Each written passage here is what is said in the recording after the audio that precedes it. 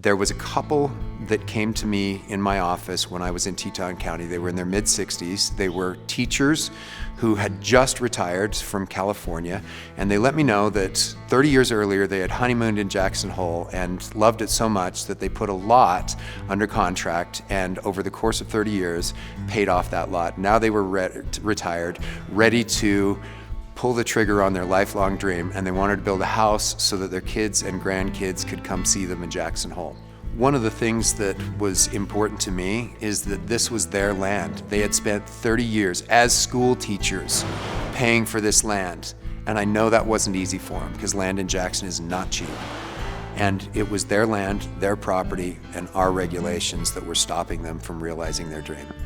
And I looked over at the couple, and both of them were in tears. And when I tell you they're in tears, I'm not saying a single tear streaming down their cheek. They were sobbing. And it was all in the name of the public interest. It was all in the name of doing the right thing for wildlife and our economy in Jackson and natural resources. And I'm not saying pave it all and paint it green either. My name's Jeff Daugherty, and I'm a recovering regulator. So let's talk about how we fix this. Once a regulation is passed, it is darn hard to get rid of. They are very hard to get rid of because they all have a constituency, and I joke that in Wyoming the definition of an environmentalist is somebody who already has their cabin.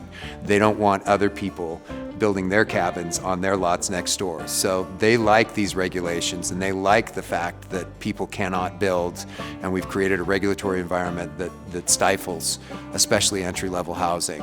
I think there are a lot of things that we can do, and on the part of the elected officials, it's going to take courage and it's going to take discipline, and they need to hire the right staff who understands this problem and can bring them solutions that better balance the community objectives with the regulatory objectives. So a couple of things that we can do right away. Number one, when there are code adoptions, you need to bring organizations in like the Home Builders Association, like the Board of Realtors, and they can do two things for you as an elected official. Number one, they can be a sounding board and help you to understand exactly what the impact of that rule is going to be on working families in your community. Number two, I think that we should have fiscal notes attached to it, because as I've described throughout this interview, what happens is we adopt these one at a time until they get to a point where they crush us. And I think if electeds required their staff to prepare a fiscal note on every regulation they brought in and the impact that it creates on the entry-level house and the mid-level house, I think you'd see far fewer of these regulations getting adopted. And quite frankly, as a step two to that, I think they should task their staffs with going back and calculating the cost of the entirety of their codes on a prototypical home and a prototypical subdivision in that community, and truly understand the cost of regulation as it's coming through. Number three, what I would tell you to do is to sunset your regulations. If you'll put a sunset on them, then it automatically goes away unless you as an elected official decide that it continues to have benefit and value in your community and that you can continue to afford it as a community. And if you can't, then you do nothing and it goes away. You need to make sure that all regulations are approved by an elected body.